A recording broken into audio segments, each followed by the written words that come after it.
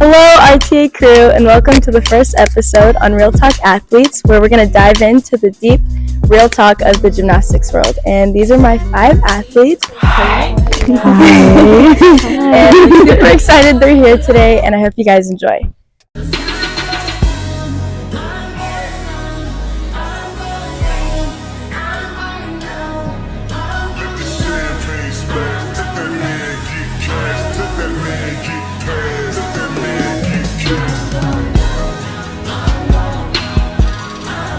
So yeah, we can just start and you guys can introduce yourself, just say your name, where you're from, what year you are, and how long you've been doing gymnastics. So yeah. Hello everybody, my name is Kaviana Juries. I go by KK. I am from Idaho, Boise. I'm a freshman and I've been doing gymnastics since I was 4 or 5. Hello, I'm Kat. I am from Littleton, Colorado. I am a senior this year, and I started gymnastics when I was 2, so 20 years. My name is Kyra Cato. I'm from Calgary, Alberta, Canada, and I've been doing gymnastics for around 17 years now. I am Jade Lopes. I am from Fairfield, California. I am a grad student of 5th year, and super senior. And I've been doing gymnastics for too long, probably I'd say 17, 18 years now. Hello, my name is Mia. I'm a sophomore. I'm from Seal Beach, California, and I've been doing gymnastics since I was 2 as well, so like 18 years at this point, I think. So happy to have you guys, and if you haven't caught on yet, these are my teammates on the San Jose State Gymnastics team. And I think it's really cool because we do have each year here, we have a freshman through to 5th year, so it's going to be super interesting and cool to hear each story and each perspective. So yeah, we'll just get right into it and we'll move on to some questions. Starting with, what is something you think people outside gymnastics don't know or realize when it comes to what we go through, how mental it is, and just literally anything you want more people to know? I think some people have misconceptions about how the sport is mental versus physical, and I think people don't realize that it is probably 90 to 95% mental, and like we train every day, so physically we know what we're doing. We're kind of on autopilot when you do see us compete, but yeah, it's actually very mental, and there are some battles that we do have to endure during practice and during meets all the time. I think that some people may think that you can just willy-nilly through being a student athlete and stuff, but it's really not about that. It's about balance, and I think that's what it's hard for most people to understand, because balancing school and gym is really hard, so you kind of have to find that in between. I think something people don't realize is how much of a time commitment it is, and how most of us have been doing it since a young age. So going all the way from elementary school, middle school, high school, gym is your life pretty much. So I mean, for myself, and I'm sure everyone sitting next to me, it's you would wake up at 6-7 o'clock, go to school the whole day, and then you have practice for 4.5 hours, maybe longer, depending on what level you are, what gym you are going to, and then get home till like 8:30, 9 o'clock, still have homework, and then repeat it 6 days a week. And so it just really becomes part of your identity, and I think especially once you get to college and knowing it's kind of the end, and that's what I'm kind of approaching, is learning what I have outside of gymnastics and kind of figuring out what kind of comes next after gymnastics. Since it has been school and gym my whole life, I'm really good at time management now because of it, but now since it has been such a big part of my identity, I don't think people realize, like, once it's gone, like, we haven't experienced many other things, which is both exciting but also a little bit like daunting to come up with things that maybe you just have never been able to do before, but again, exciting and kind of scary at the same time. I'd say like the mental part has been like, I feel like most people don't think about that when it comes to gymnastics. I think, at least for me, like growing up, like perfection was like engraved in my brain, and I feel like that's how most gymnasts are, and like you strive for perfection. But something that I've really had to like work on once I got to college is like, I don't have to be perfect, because I think at first it just started off with me just trying to be perfect in the gym, but then I got to a point where like I wanted to be perfect at everything, gym related and personal life related, and like it was kind of affecting me mentally when like I couldn't reach those like perfection goals. And I got down like really hard on myself, and even with like body image, like I wanted to look a certain way, and I feel like people forget that like we're put in these tiny little leotards, and like you compare yourself so much to like other gymnasts. And I know I did for a long time. Like I'm more on like the tone side, so like I feel like sometimes I would compare myself to like the super like skinny, long, lengthy girls, and it got to me for a while. So I feel like people forget about that sometimes. Absolutely, I agree with Jade. That's kind of one of the first things I think about is the effect of femininity and performance in gymnastics, especially from a young age, and kind of how that develops through lacking in experiences with others that kind of help to break down those perspectives a little bit more, and then training it over and over again in the gym, going into those Leos and seeing your competitors. Like, it's kind of a bit of like unweaving you got to do once you get a little bit older, especially I think that people start to really crack down on it or realize it once they get to college.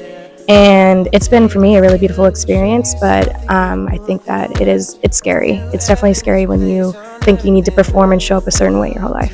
That was so awesome. You guys did so good, and I totally agree with everything you guys say. And this just shows how much like we really do wrap up our identities with our sport, and inside and outside the gym, with body image. And being a gymnast, it is hard, or just any athlete where you wear tighter clothes and you're told to eat so much, but then you're told to you have to look good in your Leo at times. So that is something that like people with tight uniforms and athletes go through for sure.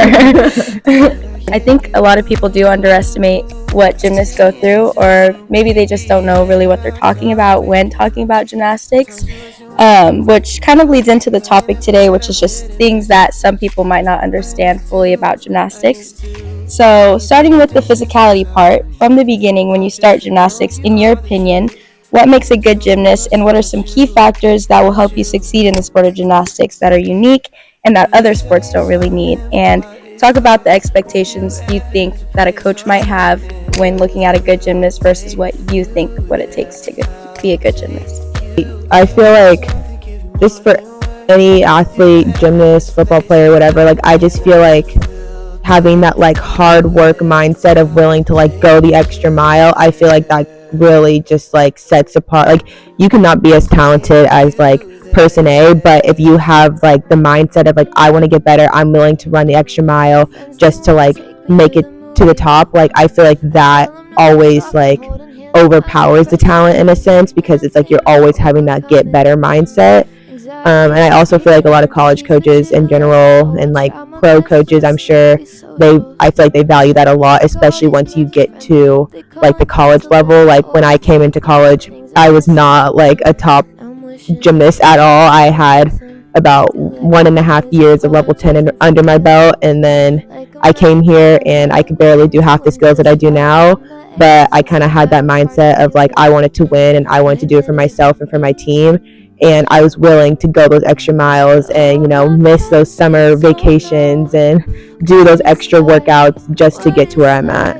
When I first started gymnastics, I thought gymnastics was about perfection. Like that was like the only thing about gymnastics. I thought it was a sport where you had to have like the best skills or you wouldn't be the best in the top. And then I got to high school, and through my first year of college, I realized that now it's not just about gymnastics. It's about team commitment, hard work, and just overall being supportive. And like also what Jade said, having that mindset of doing the best you can and having the mindset of I'm gonna win.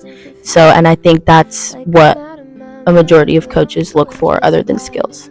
I think a good characteristic in a good athlete is someone who is able to let victories and losses roll off their back, like no matter what, because that's just like that's part of the process. Success isn't linear, and we as a gymnast we come in the gym every single day and we're working the same thing every single day, so it's nothing new. And like Mia said earlier, like it kind of feels like our body's on autopilot. So when we compete and things don't always go our way, and the ability to like move forward during that, like moving through it, really to allow yourself to feel the disappointment, to think about what you can do better, and just like having that motivation. And I think that motivation to be able to do that comes from the love for gymnastics itself. I think a lot of people get so caught up in the performance and like the winning aspect of it that like people don't take a second to really step back and realize like how amazing it is that we can do this with our bodies, and how precious this time is in our life, and how awesome it is that we can come and work, we're flexible, we can do all these little flips and tricks, and it's awesome, it's great. And I think that's such a great fueling perspective to have in order to have the water roll off your back all the time. And yeah, it's hard to do in gymnastics. I also feel like a good characteristic that college coaches look for too is like someone who could really like put the team first, like the famous quote, there's no I in team. But like I feel like especially in college, like you're not guaranteed to compete, so like you have to know your role and be willing to accept that role. And like let's say you don't necessarily get to compete the event that you want to compete, like you have to be willing to take on the role of like cheering those girls on who are in the lineup. So I feel like having that mindset of, you know what, I might not be what's best for the team right now, and I'm going to keep working to get it, but for now I'm going to do my role of cheering them on, supporting them for whatever they need, is also like a really good like overall just characteristic of an athlete. Fabulous answers. Now just thinking back to when you were a younger athlete and thinking about taking care of your body, how can you compare how important it was when maybe you were younger to how it is now as a college athlete? Older, you're a woman now. How important is it, and how much does it help to perform at your best? I think when I was younger, I didn't really understand the concepts of like fueling your body right, or icing, or doing rehab, or whatever. Like, also maybe it's just the environment that I grew up in. I think it was always just train, and that's it. And I think as I'm getting to college, or as I'm in college, and that is honestly like 60% of the work that we do is like fueling our bodies and working on our bodies. So I think a lot has changed, and like in college, for women at least, like this is when our bodies are going through changes, and it's kind of hard to see when you're a young athlete and you're getting older. But I think I've had such a journey with like eating the right food, and honestly I could see it in my gymnastics, and I can see when I'm prioritizing my treatment every day, my body does feel better, and I think that also makes me a better gymnast as well. When I was little, I was kind of did the same exact thing. I used to just go, and my coaches would tell me, slow down, it's okay. You don't need this right away, take your time. But I'd be like, no, I want it now. And I think that's kind of what led to most of my injuries. Actually, most of them were kind of stupid. I have been struggling with eating, and for as long as I could remember, I was told different things about what I could and couldn't eat. And so a majority of the time I either wouldn't eat, or I'd start shoving my face with food every chance I could get.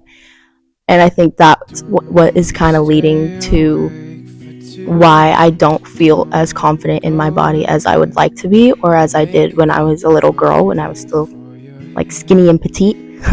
But I think now with like the great resources here at the school, with like therapists and nutritionists, and now our athletic trainer. Oh my gosh! Now our best athletic trainer, our best friend. I think that has been definitely fixed a lot. So yeah. I'm going to take it a different way of moving away from some of the, like I definitely, all the physical things, I definitely went through and have learned those things, but something I didn't focus on until getting maybe senior year of high school, but really until college, was a lot of the mental side and how important. And I think for a long time I was going through the motions of gymnastics, or it was just like really robotic for me, and I never understood maybe why things were going wrong, and never realized some of the things that were causing me maybe to not perform as well in competitions, just because of what I was telling myself, or just day to day. And then as I've gotten into college, that's been my top priority, and it's been what I studied. It's been what I'm probably going to dedicate most of my life to, But seeing that change of, number one, putting myself in an environment that's positive with people that are uplifting me and that I know care about me, but I also care about them. I think that that's really been important for me, but then also making sure I'm being aware of what I'm telling myself day to day and in competitions, and really focusing on like what I'm saying to myself in practice, if that's what I want to be saying to myself in a competition. And I think that that's where I've seen the most growth in myself and the most difference in my gymnastics and competition. Before, that wasn't really something I really thought about or thought as like a problem, but now that I've gone through like the past 4 years taking a look at that, I think that that's been something that has helped me develop as a gymnast, but then also develop as a person. You have a real chance of turning something that could possibly just be a short-term thing into something long-term, which I feel like I kind of experienced myself. And I wish I could go back and tell myself to speak up before more of those injuries happen.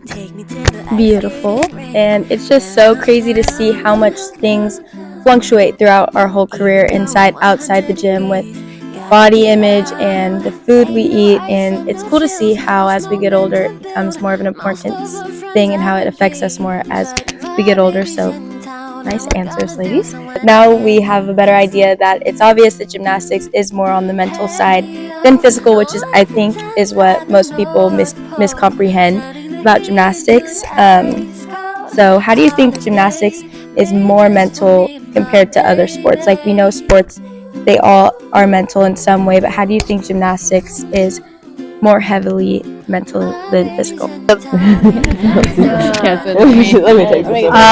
was thinking about this the other day, actually, and I think this can be some of what I've maybe had like mental blocks and stuff in the past. Of, we're doing a dangerous sport. It's not just running back and forth, like respect to the other sports, but it's not just running back and forth. We're doing things that could lead to serious injury, and although like I think we've been doing it for such a long time that most of the time those thoughts don't really cross our brains, I think, and that's probably for the best. But I think to an outside person it's definitely like, oh my gosh, like what are they doing? That's crazy. I could never, that's so dangerous. So I think that can, and then sometimes if you do have like an injury, then there's like that nervousness of doing the skill again, or just coming back and having to do something that was what made you get injured in the first place. And I think I've experienced a lot of mental blocks because of that, or just like starting to think about, oh my goodness, how can I even do these things? I think I forgot how to do it because I don't know, it's so crazy. And I don't think a lot of sports have that kind of factor of being actually fearful of what you're doing and having to be like, okay, I'm going to trust myself, I got this. I think being able to trust yourself is a super big aspect of gymnastics that is often overlooked, and I think that could be the difference between you competing well and getting a skill to not getting it and not competing well, is being able to trust your body, trust your mind, trust yourself to do the skills that you've either been drilling for and working on and trying to do it for the first time, or just even if it's something that, like, I have mental blocks on things that I've been doing for, I don't even know, maybe 10 years of my life, and I still get nervous to do them sometimes, or have moments of that. But I think that's what is the really big difference between another sport than our sport, of just that fear factor behind it, and having to be able to really be mentally strong to come in every single day and do those skills. Even if you're feeling a little sick, a little tired, you still have to kind of get up and go. So yeah. That was awesome, dude. I mean, Kat kind of said it all. Yeah, I mean, I'd say, like, especially for me, well, for everybody, actually, like, your mind is actually, like, a really powerful tool, and it's, like, self-talk is, like, very important. And when it came to, like, my mental blocks that I had for a while, like, it was purely just me telling myself that I just couldn't do it. Like, I was physically capable, I had the strength, I could do it physically, but mentally, like, I was just telling myself too much that I couldn't do it. So I feel like, even, like she said, like, respect to all sports and all ball sports, but, like, we are in, like, one of the most dangerous sports, and we're throwing our bodies in ways that really shouldn't be thrown around in, but like a lot of dangerous things can happen. But yeah, I would just say like really just like the self-talk overall is like something that's really helped me with like the mental aspect of this. And I think that I don't know where I was going with that. Yeah. Y'all said it all, honestly. Like you guys, you really hit that. Yeah, literally, Cat's Heart was just amazing. Really well said. I agree. Yeah, just my Cat's. I said it.